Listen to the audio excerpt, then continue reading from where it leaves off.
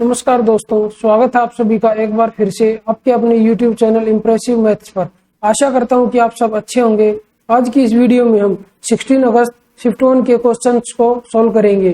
तो चलिए स्टार्ट करते हैं अपने क्वेश्चन नंबर 1 से। क्वेश्चन नंबर 1 में हमें क्या दिया हुआ है, किसी वस्तु को 246 रुपए 80 पैसे में बेचने पर प्राप्त लाभ वस्तु को 216 रुपए में बेचने पर होने वाली हानि की राशि से 20% अधिक है। यदि वस्तु को 220 रुपए 75 पैसे में बेचा जाता है तो प्रतिशत लाभ या हानि निकटतम पूर्णांक तक ज्ञात करें। तो अभी एक बार उसने क्या दिया हुआ कि किसी वस्तु को अगर मैं 246.80 में बेचता हूं तो मेरे को कुछ प्रॉफिट होता है। तो प्रॉफिट मेरे को नहीं पता कितना प्रॉफिट होता है, तो कॉस्ट प्राइस मेरा मैं मान लेता हूँ, यहाँ भी मेरा कॉस्ट प्राइस है। तो इतने रुपए में मैंने बेचा तो मेरे को प्रॉफिट हुआ, लेकिन एक साथ साथ वो बोल रहा है कि अगर मैं उसको 216 रुपए में बेचता हूँ तो मेरे को कुछ हानि होगी। तो इधर अगर मेरा लॉस है इसमें और इधर मेरा प्रॉफिट है, तो क्वेश्चन में क्या बोल रहा है कि जो ये प्रॉफिट है ये इधर होने वाली हानि से 20% ज्यादा है, और 20% मेरा क्या होता है 1/5। अगर ये मेरा 5 है लॉस, तो प्रॉफिट कितना है मेरा 6 है। और अगर मैं दोनों का डिफरेंस देखूं 246.8 और 216 का, तो मेरे पास कितना आ जाएगा 30.8। तो मेरे को अभी इस रेशियो में डिवाइड करना है 6:5 में, क्योंकि मेरा प्रॉफिट और लॉस का रेशियो है। तो इसको मैं क्या करूंगा 11 से मेरे को इसको डिवाइड करना पड़ेगा। तो ये कितना आ जाएगा, तो 11 दूनी 22, तो ये मेरा आ गया 2.8। तो अगर मैं इस पे हानि निकालना चाहूँ तो कितने रुपए की हानि है, तो इसको मैं 5 से मल्टीप्लाई करूंगा, तो ये मेरा कितना आ जाएगा 14। तो इधर मेरा 14 आ गया। तो अगर मैं इसको 216 में ऐड कर देता हूँ तो मेरा सीपी निकल के आ जाएगा। तो वो कितना होगा 216 प्लस 14। तो मेरा सीपी कितना आया, इधर से मेरा सीपी आया है 230। अभी वो क्या बोल रहा है कि अगर मैं उसको सेलिंग प्राइस दिया हुआ है कि अगर मैं उसको 220 रुपए और 75 पैसे में बेचता हूँ तो मेरे को लाभ होता है या हानि होती है। तो मेरे को पता तो चल गया इधर ये कम में बेचा है और ज्यादा में मैंने खरीदा था, तो मेरे को क्या होगा इसमें हानि होगी। तो ये प्रॉफिट वाले जो ऑप्शन है 3 और 4 ये तो होंगे नहीं, या तो ऑप्शन मेरा नंबर 1 होगा या फिर 2 होगा। तो मैं देख लेता हूँ एक बार, तो इसमें कितना कम हुआ, तो ये 9.25 कम में बेचा मैंने इस पे, और कितने पे 23.0, और परसेंटेज निकालना है तो 100 से मैं इसको मल्टीप्लाई करूंगा। अगर मैं इसको कट करना चाहूँ तो ये 100 से, तो ये पॉइंट कट जाएगा पूरा का पूरा। अगर मैं इसको करना चाहूँ 23 से कट करूं तो नीचे 10, 23 चौका 92 और पॉइंट समथिंग आएगा, क्योंकि नीचे क्या है 0 है। तो मेरे को पता चल गया कि 4 पॉइंट कुछ समथिंग है। तो मेरा लॉस कितना होगा, तो ऑप्शन नंबर कौन सा है मेरा, ऑप्शन नंबर 2। तो चलिए बढ़ते हैं अपने क्वेश्चन नंबर 2 की तरफ। क्वेश्चन नंबर 2 में मेरे को क्या दिया हुआ है कि एक माँ और उसकी बेटी की वर्तमान आयु का अनुपात 7:1 है। 5 वर्ष बाद यह अनुपात 4:1 हो जाएगा। उनकी वर्तमान आयु में अंतर वर्ष में ज्ञात करें। तो उनकी वर्तमान आयु जो है उसका अनुपात कितना है, तो 7:1 है। तो उसका डिफरेंस पूछा है, तो उसका डिफरेंस अगर मैं इधर ही देखूं तो मेरे पास कितना है 6। तो जो भी मेरा आंसर होगा वो 6 का मल्टीपल होगा। तो मैं एक बार अपने ऑप्शन देख लेता हूँ, तो ये मेरा 6 का मल्टीपल है, ये मेरा 6 का मल्टीपल नहीं है, ये भी नहीं है, ये भी नहीं है। तो मेरा आंसर कौन सा होगा, तो मेरा आंसर होगा ऑप्शन नंबर 1।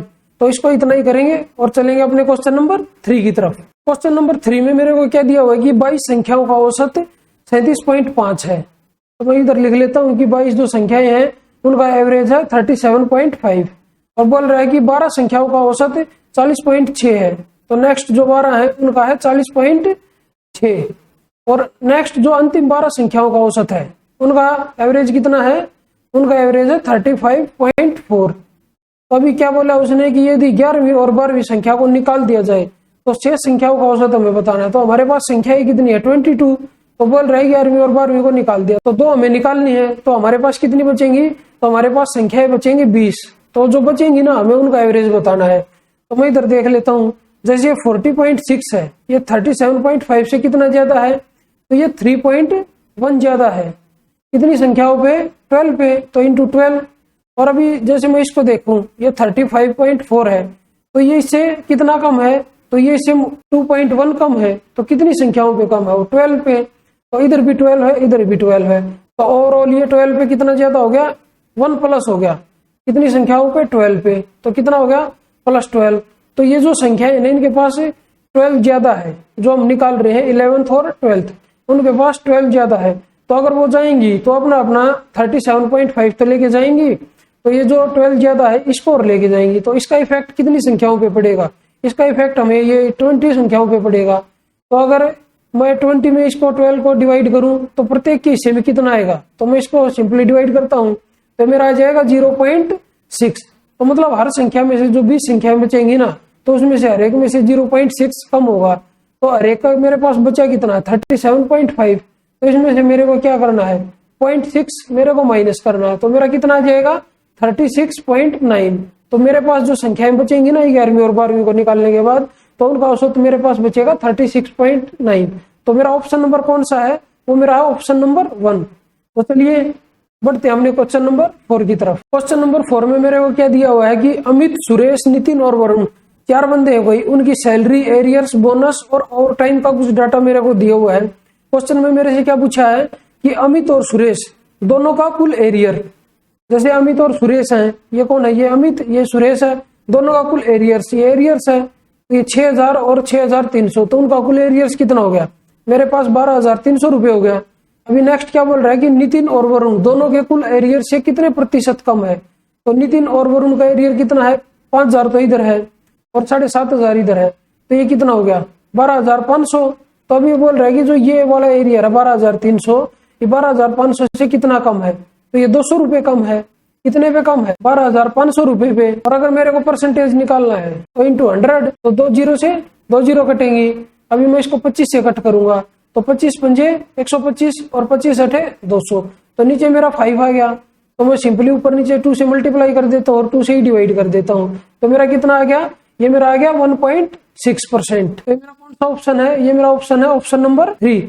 तो चलिए चलते हैं अपने क्वेश्चन नंबर 5 की तरफ। क्वेश्चन नंबर 5 में मेरे को क्या दिया हुआ है कि x plus y plus z is equal to 2 और x y plus y z plus z x is equal to -11। तो हमें क्या बताना है, x cube plus y cube plus z cube minus 3xyz, इसकी वैल्यू हमें बतानी है। तो अभी ऐसे क्वेश्चन में हमें क्या देखना है, सबसे पहले तो हमें देखना है कि हमारे पास वेरिएबल कितने दिए हुए हैं और हमें इक्वेशन कितनी दी हुई है। तो हमारे पास इधर इक्वेशन तो है 2, एक ये वाली और एक ये वाली, और हमारे पास वेरिएबल है 3, एक्स वाई और जेड।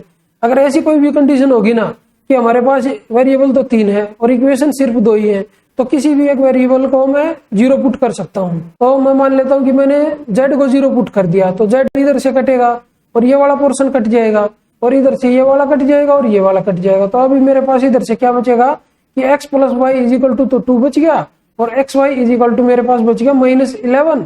तो मेरे को बताना क्या है, x cube plus y cube, तो वो क्या होता है, x cube plus y cube क्या फॉर्मूला, तो एक्स प्लस वाई और इंटू एक्स प्लस वाई का होल स्क्वायर पूरे का और -3xy, तो ये मेरा इसका फॉर्मूला होता है। अब सिंपली मेरे को इसमें वैल्यू रखनी है, तो एक्स प्लस वाई मेरा कितना है 2 और ये कितना हो जाएगा 2 का स्क्वायर 4 और माइनस, अभी एक माइनस इधर है 11 के साथ, तो ये माइनस माइनस मेरा प्लस हो जाएगा। तो ये 11 और इंटू 3, तो ये मेरा हो गया 33।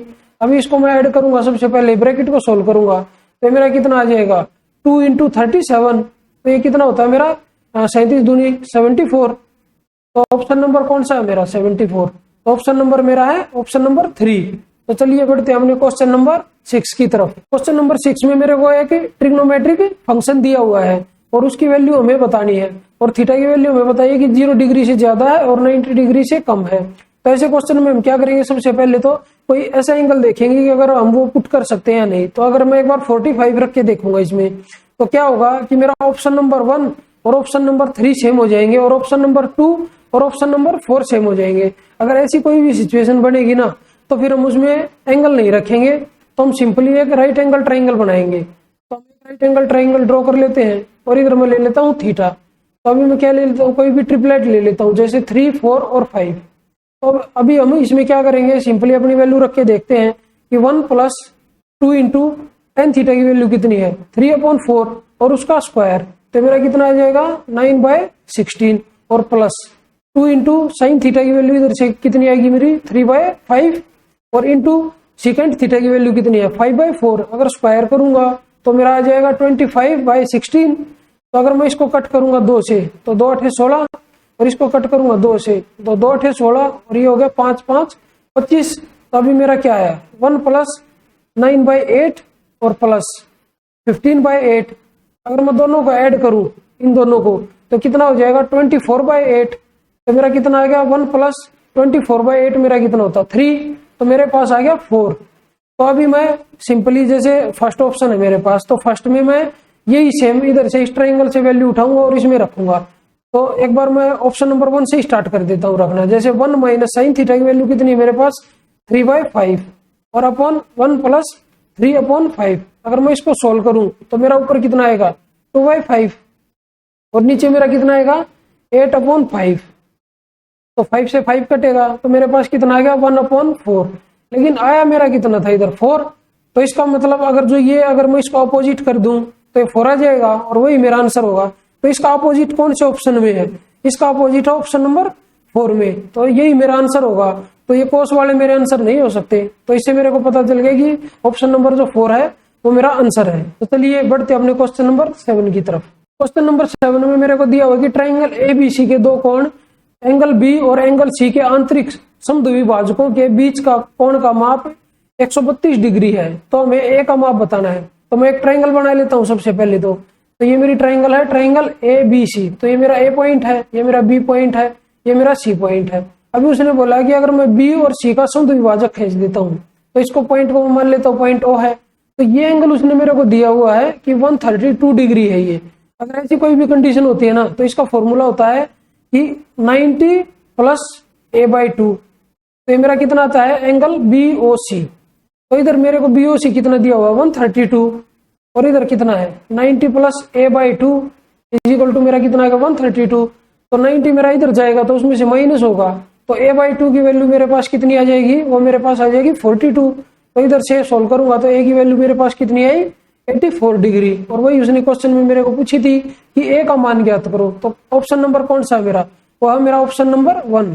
तो चलिए बढ़ते हैं अपने क्वेश्चन नंबर 8 की तरफ। क्वेश्चन नंबर 8 में मेरे को दिया हुआ है कि एक रेलगाड़ी पहले 75 किलोमीटर की दूरी एक निश्चित एक समान चाल से तय करती है और अगले 90 किलोमीटर की दूरी सामान्य चाल से 10 किलोमीटर प्रति घंटा अधिक की औसत चाल से तय करती है।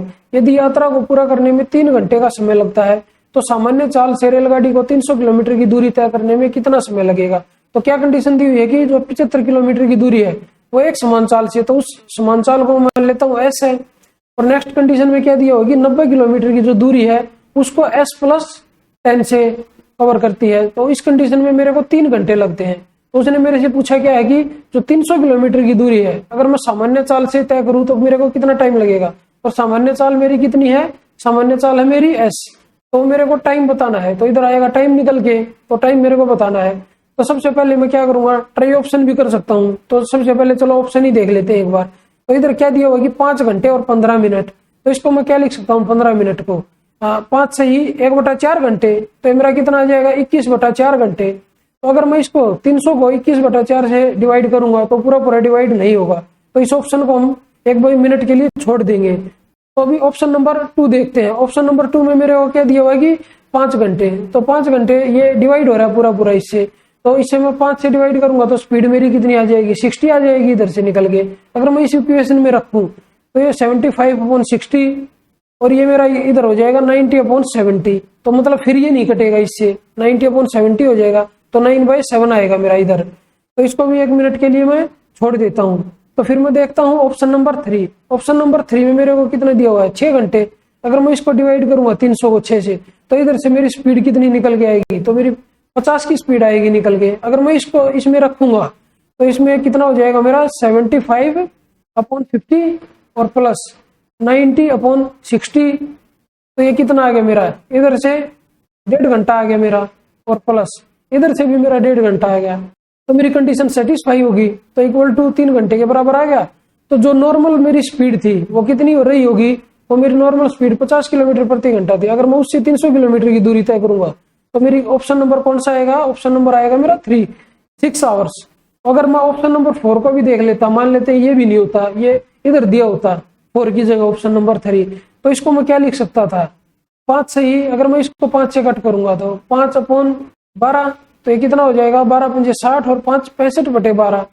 तो ये इससे भी नहीं कटता 300। तो इसको भी 1 मिनट के लिए मैं छोड़ देता। तो ये जो 5 और 6 था ना, मैं इसको भी एक बार पुट करके देखता।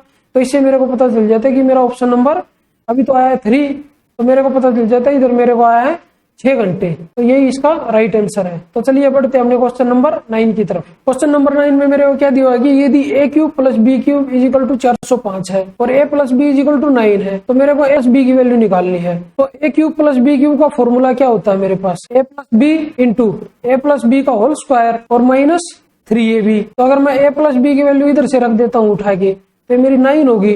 तो 9 का स्क्वायर इधर अंदर आ गया 81 और माइनस 3ab। तो ये 3ab का 3ab ऐसे ही आ जाएगा क्योंकि ab की वैल्यू मेरे को बतानी है। और ये किसके इक्वल टू दिया हुआ है, ये मेरे को इक्वल टू दिया हुआ है 405 के। तो पहले मैं 9 से कट करूंगा इसको, तो 9 चौक 36 और 9 पंजे 45।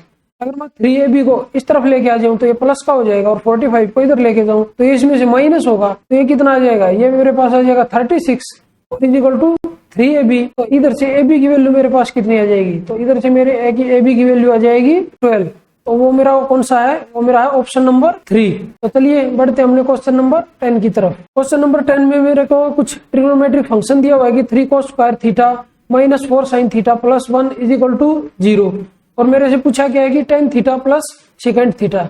तो जल्दी से मैं एक बार ऑप्शन देख लेता हूँ। ऑप्शन में क्या है, √3 √5 √3 √5, मतलब मेरे को √5 भी दिया हुआ है।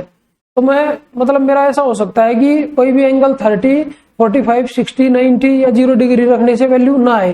तो मेरे को एक बार क्या करना पड़ेगा, इसको क्वाड्रेटिक इक्वेशंस को ही सोल्व करना पड़ेगा। क्योंकि अगर ये सिंपल मेरे पास √3 होता तो या तो मैं 30 डिग्री रख देता या फिर मैं 60 डिग्री रख देता, लेकिन इधर एक √5 भी है। तो मतलब क्या है कि एंगल और कुछ भी आ सकता है इन एंगल में से। तो एक बार मैं इसको क्वाड्रेटिक इक्वेशन को सोल्व करूंगा यहाँ पे। तो मैं साइन थीटा को क्या मान लेता हूँ, साइन थीटा को मैं x मान लेता हूँ क्योंकि इससे मेरी कैलकुलेशन हो जाएगी सोल्व। तो इधर से इसको इक्वेशन को मैं क्या लिख सकता हूँ, 3 इंटू 1 माइनस एक्स स्क्वायर, क्योंकि कोस स्क्वायर थीटा क्या होता है 1 माइनस साइन स्क्वायर थीटा। और साइन थीटा को मैंने क्या मान लिया, x मान लिया। तो इसलिए मैंने इसकी कोस स्क्वायर थीटा की जगह लिख दिया 1 माइनस एक्स स्क्वायर और minus 4x plus 1 is equal to 0। अभी मैं इसको सोल्व करूंगा तो 3 minus 3x square minus 4x plus 1 is equal to 0। तो इसको मैं इधर लेके जाऊंगा 3x स्क्वायर को, तो प्लस का हो जाएगा। तो 3x स्क्वायर ये भी प्लस का हो जाएगा प्लस 4x, और ये था 4 प्लस का इधर उधर जाके माइनस का हो जाएगा माइनस 4 इज इक्वल टू 0। अभी क्वाड्रेटिक इक्वेशन को सोल्व करने का एक अच्छा तरीका और है मेरे पास, तो वो बार बार मेरे को लिखना नहीं पड़ेगा। तो उसमें मेरे को क्या चाहिए, तो मेरे को मल्टीप्लाई तो चाहिए -12 और मेरा जो एडिशन है वो मेरे को चाहिए +4। तो अगर मैं इसके 12 के टुकड़े करूं तो क्या कर सकता हूं, 6 और 2। तो अगर मैं इसको ले लेता हूं प्लस और इसको ले लेता हूं माइनस, तो अगर मैं इनको मल्टीप्लाई करूंगा तो -12 आएगा और अगर इनको मैं ऐड करूंगा तो मेरे पास +4 आएगा। तो मेरे कितने हो गए, एक तो +6 और एक हो गया -2। अभी जो x के साथ वैल्यू होती है इधर x स्क्वायर के साथ, उससे मैं डिवाइड करूंगा इनको। तो इसको मैंने डिवाइड कर दिया। तो जैसे ही अगर मैं x की वैल्यू निकालूंगा ना तो इनके साइन चेंज हो जाएंगे। तो मेरे पास 2 आया था इधर और ये मेरे पास आया -2/3। और अगर मैं साइन थीटा की वैल्यू निकालना चाहूंगा ना तो एक तो आएगी -2 और एक आ जाएगी 2/3।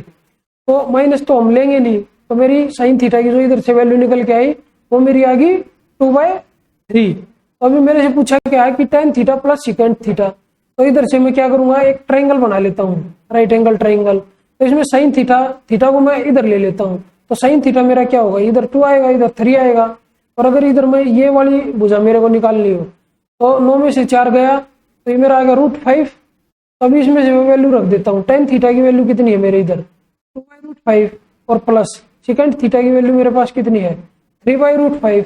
अगर मैं इसको सोल्व करूँ तो मेरा आ जाएगा 5/√5 और अगर इसको मैं और सोल्व करूँ तो मेरा बचेगा खाली √5। तो वो मेरा ऑप्शन नंबर कौन सा है, वो मेरा ऑप्शन नंबर है ऑप्शन नंबर 4। तो चलिए बढ़ते हैं हमने क्वेश्चन नंबर 11 की तरफ। क्वेश्चन नंबर 11 मेरा DI से है। DI में क्या दिया हुआ है कि कुछ ईयर्स दिए हुए हैं 16 से लेके 20 तक, और चंडीगढ़, अहमदाबाद, पुणे और कोलकाता, तो 4 मेरे को शहर दिए हुए हैं। तो अभी क्वेश्चन में मेरे को क्या दिया हुआ है कि 2016 से 2020 तक पुणे में लगाए गए पेड़ों की तुलना में अहमदाबाद में कितने पेड़ अधिक लगाए गए।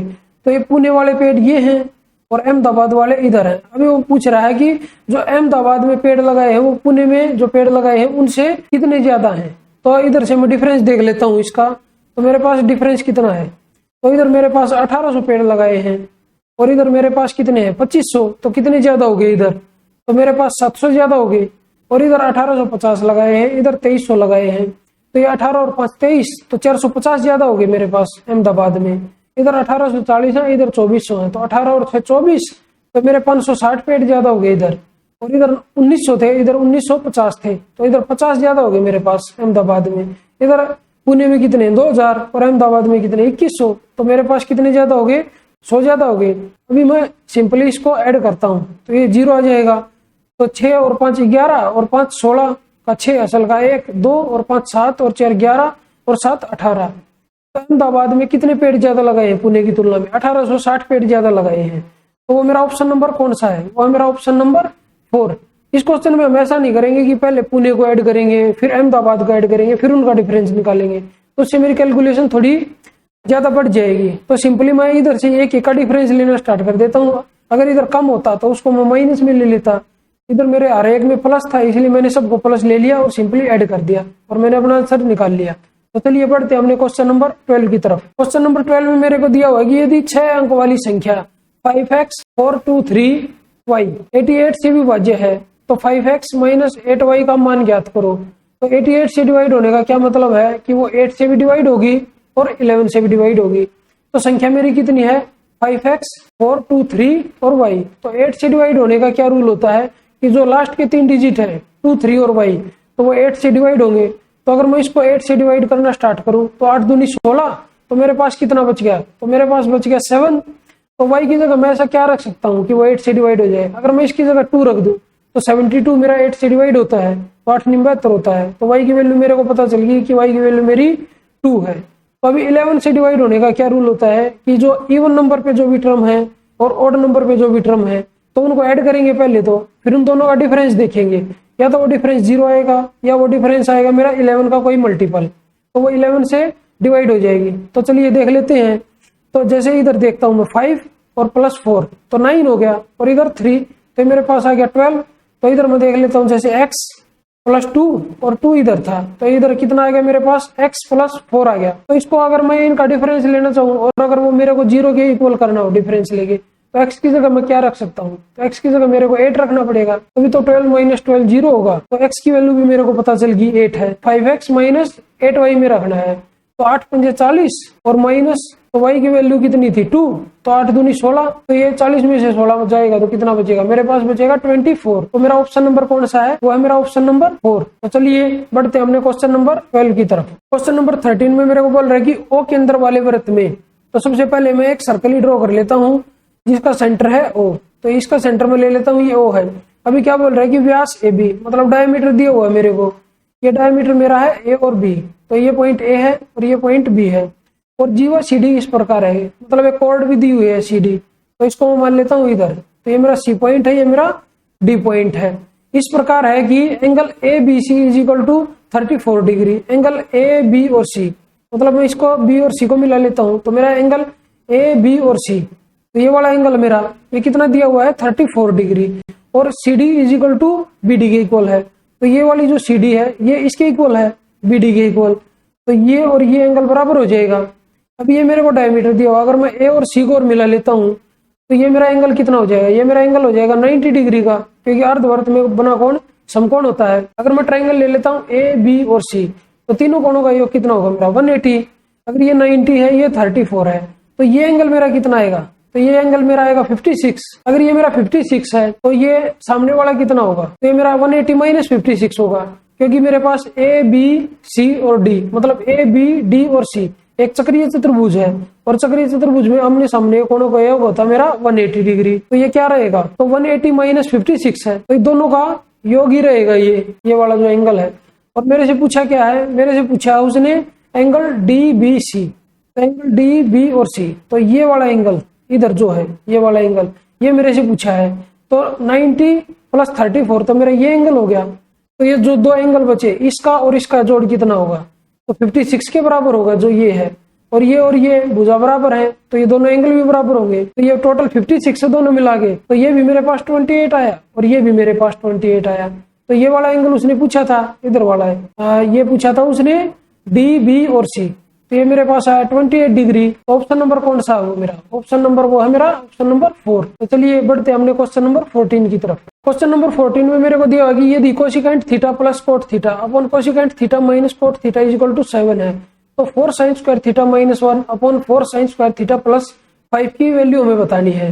तो इसको मैं क्या कर सकता हूँ, या तो मैं इसमें सी एन डी लगा सकता हूँ, componendo and dividendo, C N D, या फिर मैं इसको क्या कर सकता हूँ, क्रॉस मल्टीप्लाई कर सकता हूँ।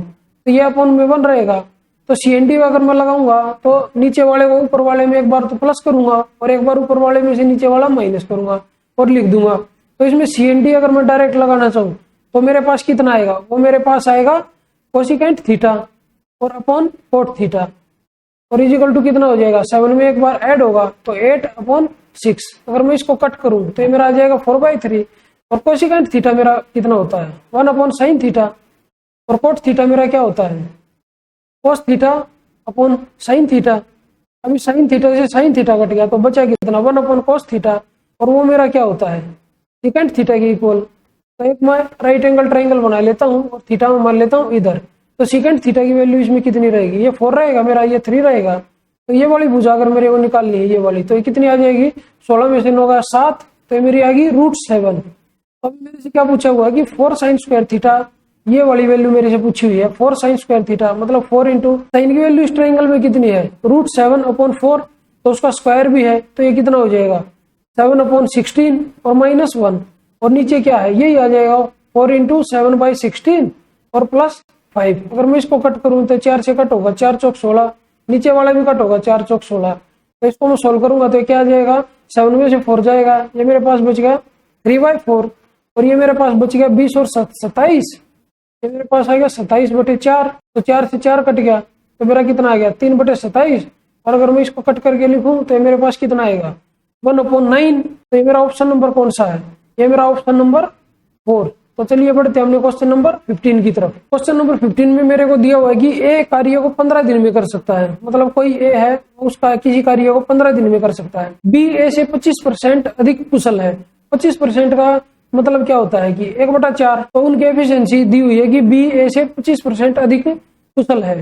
तो ये ए है, ये मेरे पास बी है। तो अगर ए की एफिशिएंसी 4 है तो बी की मेरे पास 5 एफिशिएंसी है। तो अभी क्या दिया हुआ है कि दोनों ने 4 दिन तक एक साथ कार्य किया, शेष कार्य को सी ने 8 दिनों में पूरा किया। ए बी और सी मिलकर उस कार्य को कितने दिन में पूरा कर सकते हैं। तो मेरे को दिया हुआ कि ए किसी काम को 15 दिन में कर सकता है और उसकी एफिशिएंसी कितनी है 4। तो एक दिन में मतलब वो 4 काम कर सकता है, तो 15 दिन में उसने कितना काम किया होगा 60 काम किया होगा। तो टोटल काम मेरे पास आ गया 60। तो अभी क्या दिया हुआ है उसने कि उन दोनों ने मिलके ए और बी ने मिलके 4 दिन तक काम किया। तो ये दोनों मिलके काम कितना करेंगे एक दिन में, 4 ये करेगा 5 ये करेगा, तो टोटल 9 काम करेंगे एक दिन में। तो 4 दिन में कितना काम करेंगे तो 36 काम करेंगे। तो इसमें से माइनस कर देता हूं तो ये 4 बचेगा मेरे पास, ये 2, तो ये बचा 24 काम। तो अभी 24 काम को क्या बताया हुआ है कि सी ने किया है 8 दिन में। तो 8 दिन में अगर सी 24 काम कर रहा है तो उसका एक दिन का काम कितना आएगा निकल के 3। तो एक दिन में वो 3 काम करता है, तो इसका मतलब मेरे को पता चल गया कि ये सी की एफिशिएंसी है 3। अब ये पूछ रहे हैं कि ए बी और सी मिलकर उस कार्य को कितने दिन में पूरा करेंगे। तो पूरा काम कितना था मेरे पास 60। अब ये बोल रहा है कि जो 60 काम है इसको ए बी और सी मिलकर कितने दिन में पूरा करेंगे। तो इनकी एफिशिएंसी देखो, इसकी 4 है, इसकी 5 है और इसकी 3 है। ऐड करके कितना आएगा 5 और 4 9 और 3 12। तो एफिशिएंसी इनकी 12 आ गई। तो 60 काम है तो इसको कितने दिन में कर देंगे, तो इसको 5 दिन में कर देंगे। तो मेरा ऑप्शन नंबर कौन सा है, वो है मेरा ऑप्शन नंबर 1। तो चलिए बढ़ते हैं हमने क्वेश्चन नंबर 16 की तरफ। क्वेश्चन नंबर 16 मेरा डीआई से है। कुछ इंस्टीट्यूट दिए हुए ए बी सी डी और ई और कुछ ईयर दिए हुए 13 14 15 16 17 और 18। तो क्वेश्चन में मेरे को पूछा क्या है कि 13 14 और 17 में संस्थान सी में, तो सी कौन सा मेरे पास ये है। तो 13 में ये वाला 125 और 14 में कितना है 120 और 17 में मेरा कितना है 140।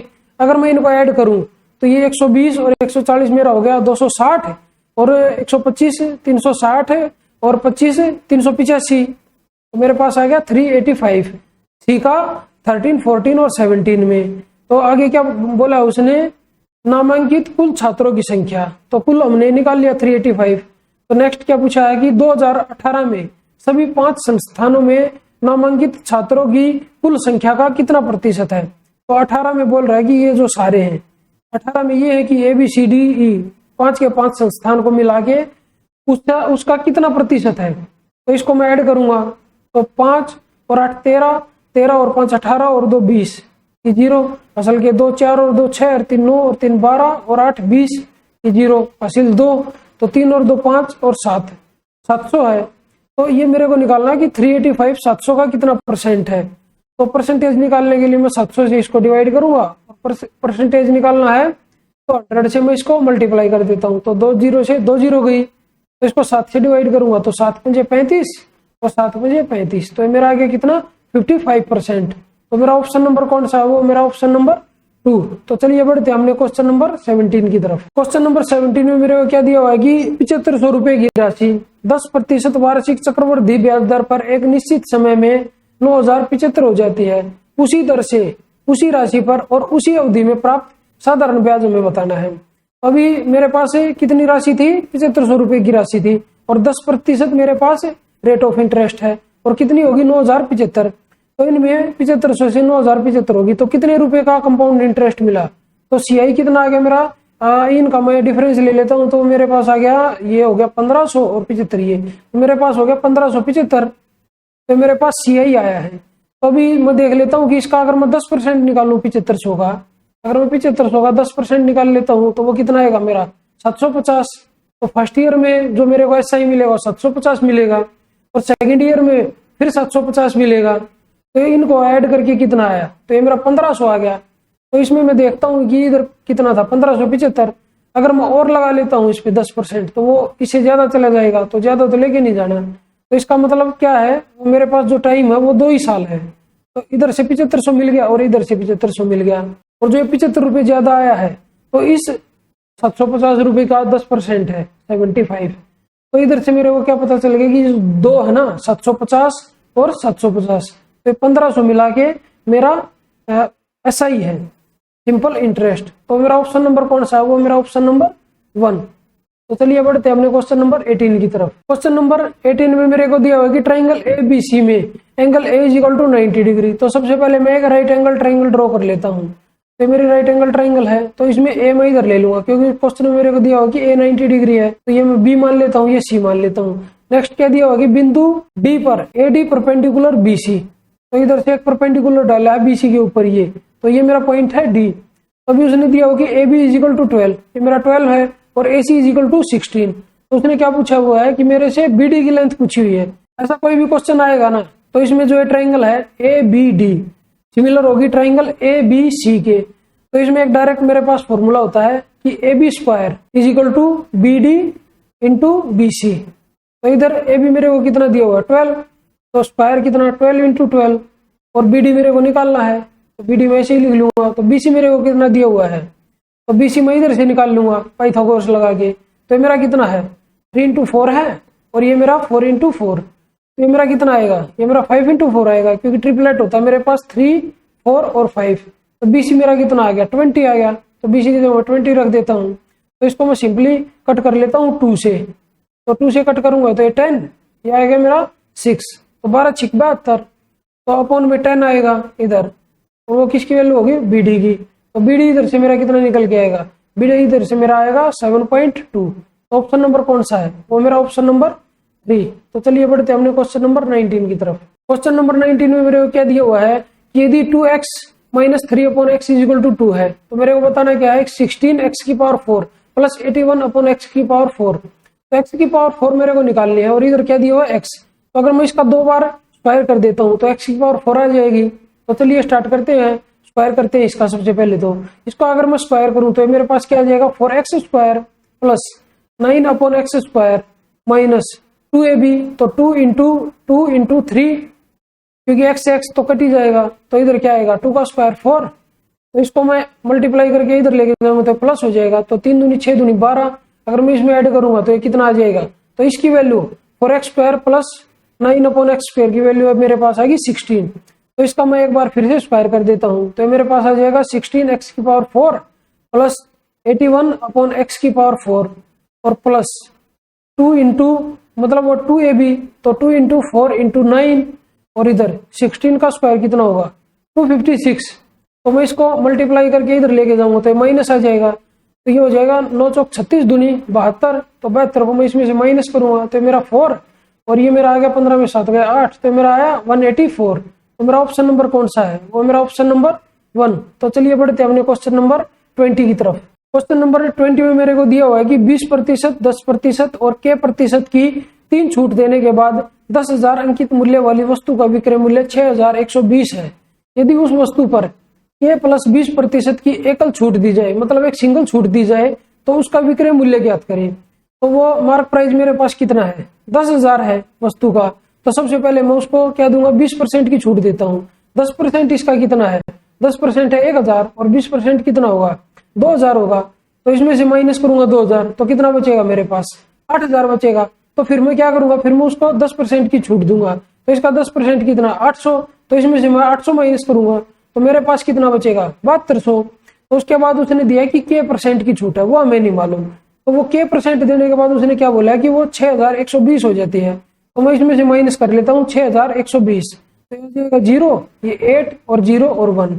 तो अभी मेरे को निकालना है कि 1,080 रुपए की वो छूट थी, तो वो कितने % की छूट है। तो 7200 रुपए पे मेरे को ये छूट दी है। अगर मैं इसका 10% निकालूं तो 720 आएगा, और अगर मैं 20% करूं तो वो 1440 हो जाएगा, मतलब इससे ज्यादा आएगा। अगर मैं इसका 15% निकालूं तो 10% तो 720 है, और इसका आधा करूंगा तो 5% और, तो वो कितना होगा, 360। अगर मैं इसको ऐड करूं तो 08 और 1080, तो ये आया। तो इसका मतलब मेरे को पता चल गया के की वैल्यू इधर से मेरी आई 15%। अभी उसने क्या पूछा है कि k प्लस 20% की अगर मैं एक सिंगल छूट देता हूं तो उसका जो विक्रय मूल्य है वो कितना होगा। तो 20 तो इधर था और 15 मेरा आया है इधर, तो ये टोटल कितना हो गया, 35%।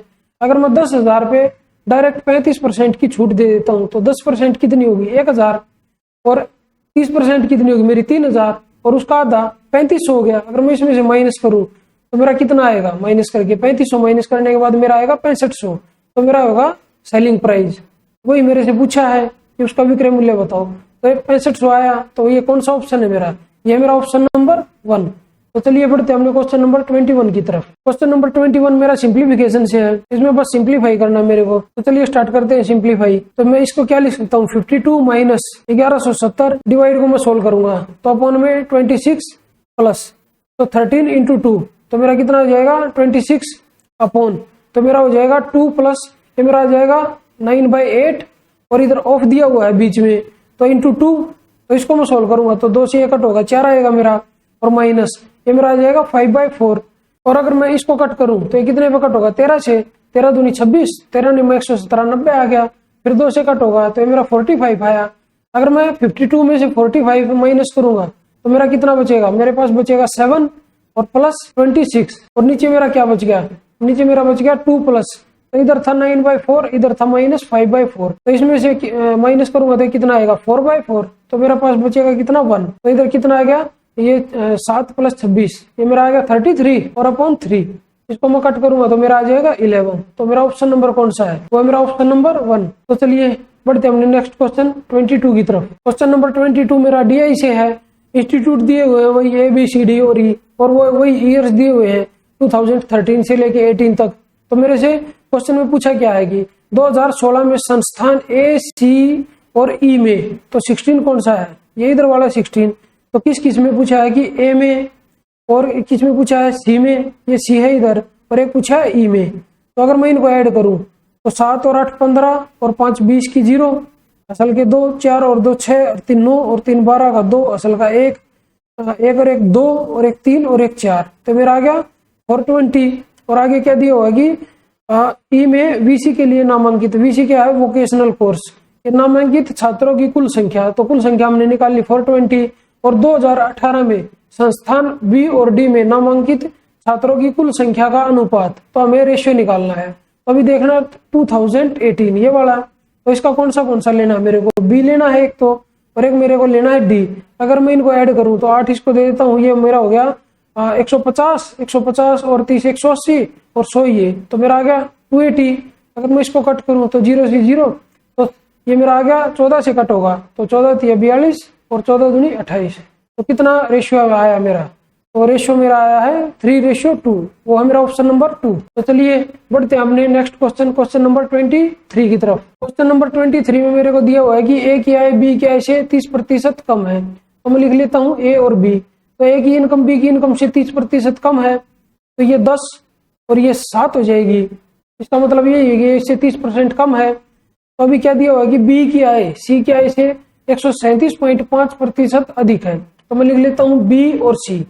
अभी मेरे को पता है कि 37.5 कितना होता है मेरा, वो मेरा होता है 3/8 और ये है 137.5, तो ये कितना हो जाएगा 1 और ऐड हो जाएगा इसमें, तो ये आएगा 1 + 3/8।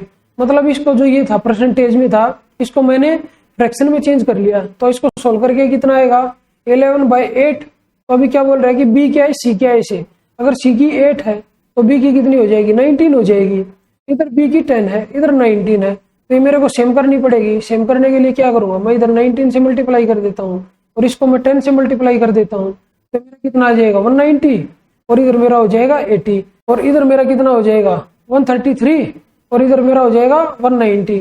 अभी उसने क्वेश्चन में क्या दिया हुआ है कि यदि ए की आय बी की आय से 28,500 कम है, तो ए और बी में कितना डिफरेंस है 3, 60 में से 3 का 57 की वैल्यू क्वेश्चन में कितनी दी हुई है 28,500। तो मेरे को बताना क्या है, सी की आय मेरे को बतानी है, तो सी की आय कितनी है 80, तो 80 की वैल्यू मेरे को निकालनी है। तो अगर मैं इसको कट करूं 19 से, क्योंकि 19 से कट होगा 57, 19 से 57 और 19 से कम 19 और ये कितना बच गया, इधर मेरा बच गया 9, तो 19 × 5 = 95, तो 0 0। तो अभी 3 की वैल्यू मेरे पास कितनी आएगी 1500, तो इसको फिर कट करूंगा मैं 3 से, तो कितनी आएगी 500, तो 1 की वैल्यू मेरे पास 500 आ गई, तो 80 की वैल्यू कितनी आ जाएगी, तो 80 × 500 तो कितनी हो जाएगी मेरी, ये मेरी हो जाएगी 8 × 5 = 40 और 3 0, तो मेरी होगी 40,000। तो सी की इनकम मेरी कितनी आई 40,000। तो कौन सा ऑप्शन है मेरा, ऑप्शन नंबर 1। तो चलिए बढ़ते हैं हमने क्वेश्चन नंबर 24 की तरफ। क्वेश्चन नंबर 24 में मेरे को दिया हुआ है कि ओ केंद्र और 5 सेंटीमीटर त्रिज्या वाले वृत्त में, तो सबसे पहले मैं एक सर्कल ड्रॉ कर लेता हूं और इसका सेंटर ले लेता हूं मैं ओ, ये मेरा सेंटर ओ है और इसकी रेडियस है 5 सेंटीमीटर। अभी उसने क्या बताया कि ए बी और सी डी क्रमशः 6 सेंटीमीटर और 1 सेंटीमीटर लंबाई की 2 समानांतर जीवाएं हैं और जीवाएं ओ केंद्र की विपरीत दिशा में है। विपरीत दिशा का मतलब है कि एक जीवा तो इधर है और एक जीवा है मेरी इधर। तो अभी क्या बोल रहा है कि एक की लेंथ मेरे को दी हुई है 6 सेंटीमीटर और एक की लेंथ मेरे को दी हुई है 1 सेंटीमीटर और जीवाओं के बीच की दूरी 7 सेंटीमीटर है। तो मैं इधर से मिला लेता हूँ इसको, ये मेरी दी हुई है 7 सेंटीमीटर। तो अभी मैं मान लेता हूँ इसको, ये मेरी नीचे वाली है जो ये 6 थी, तो इसको मिला दिया मैंने, तो ये 3 और 3 होगी। इसकी रेडियस मेरे को कितनी दी हुई है, इसको ड्रॉ कर लेता हूँ, ये मेरे को 5 दी हुई है। तो अभी ये मेरे को पता है कि ये मेरी जो ट्राइंगल है, ये ट्राइंगल मेरी राइट एंगल ट्राइंगल है, तो इसमें ट्रिपलेट लग जाएगा, तो ये 3 है ये 5 है, तो मेरा 4 होगा। अभी उसने दिया हुआ है कि जीवाओं के बीच की दूरी 7 सेंटीमीटर है, तो अगर ये 4 है तो ये मेरा 3 होगा और इधर से अगर मैं इसको मिला देता हूँ तो ये मेरी रेडियस है, ये भी 5 है, तो ये भी मेरी राइट एंगल ट्राइंगल बनेगी। तो ये अगर 5 है ये 3 है तो ये मेरी 4 होगी, अगर ये 4 है तो ये भी 4 है। तो इसकी लेंथ कितनी दी हुई थी उसने, x दी हुई थी, तो x की वैल्यू इधर से मेरी कितनी आ गई निकल गई, तो x की वैल्यू मेरी आ गई 8। तो जो सेकंड जो मेरे को कॉर्ड दी हुई है उसकी लेंथ मेरी 8 सेंटीमीटर है। ऑप्शन नंबर कौन सा है मेरा, वो है ऑप्शन नंबर 2। तो चलिए बढ़ते हैं अपने क्वेश्चन नंबर 25 की तरफ। क्वेश्चन नंबर 25 में मेरे को दिया हुआ है कि 784 सेंटीमीटर स्क्वायर क्षेत्रफल वाले वर्ग में अंत स्थापित वृत्त का क्षेत्रफल सेंटीमीटर स्क्वायर में ज्ञात करें और पाई = 22/7 लें। तो मेरे को एक वर्ग दिया हुआ है इसमें, तो वर्ग ड्रॉ कर लेता हूँ सबसे पहले। तो मैं अभी उसने क्या बताया कि इस वर्ग के अंदर एक सर्कल दिया हुआ है, उसने ये एक सर्कल ड्रॉ कर लिया मैंने। अभी क्या बताया कि जो ये वर्ग है उसका एरिया उसने मेरे को दिया हुआ 784 और वर्ग का क्षेत्रफल क्या होता है कि भुजा गुना भुजा, ये मतलब किसका स्क्वायर है, तो ये मेरा 28 का स्क्वायर है। तो इधर से मेरे को पता चल गई जो इसकी भुजा है वो 28 है और अगर इधर से मैं सर्कल की रेडियस निकालूं तो वो कितनी आएगी मेरे पास 14। तो अभी क्या निकालना है मेरे को, इसका एरिया निकालना है। तो मेरे पास रेडियस आ गई, तो एरिया का फॉर्मूला क्या होता है πr²। तो सिंपली मैं इसमें वैल्यू पुट करूंगा और निकाल दूंगा। लेकिन मेरे को क्या पता है अगर मेरी रेडियस 7 होती है तो सर्कल का एरिया मेरे पास 154 आता है। तो इधर कितनी है, इधर मेरे पास 14 है रेडियस, तो इसकी कितनी गुना है, इसकी 2 गुना है। तो एरिया कितने गुना हो जाएगा, 4 गुना हो जाएगा। तो 154 गुना 4 कितना आएगा मेरे पास 616 आ जाएगा। तो मैं इधर से भी निकाल सकता हूँ। तो ऑप्शन नंबर कौन सा है मेरा, वो है मेरा ऑप्शन नंबर 2। तो चलिए इस वीडियो को यहीं पे समाप्त करते हैं और मिलते हैं एक नई वीडियो में एक नए पेपर के साथ। तब तक के लिए बाय बाय, टेक केयर। अगर आप लोगों को मेरी वीडियो पसंद आई हो तो मेरी वीडियो को लाइक कीजिए, अपने दोस्तों के साथ शेयर कीजिए और अगर आप मेरे चैनल पर नए हैं तो मेरे चैनल को सब्सक्राइब जरूर कीजिए। धन्यवाद।